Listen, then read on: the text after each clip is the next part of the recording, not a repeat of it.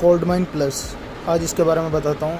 इसमें सबसे पहले जो कंपोजिशन है वो है फिनाइल एफ्रिन हाइड्रोक्लोराइड और क्लोरफेरिनामाइन मेलेट एंड पैरासीटामोल सिरप। ये बेसिकली नाक बहना और आँखों से पानी आना, बुखार और सिर दर्द में राहत देता है।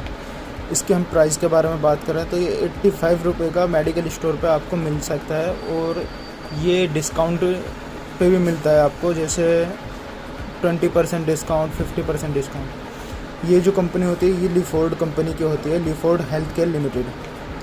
तो आप इसको बच्चों के लिए ले सकते हैं नज़ले खांसी में, आँखों से पानी आने में। तो ये बहुत अच्छा सिरप है, आप इसे इस्तेमाल कर सकते हैं।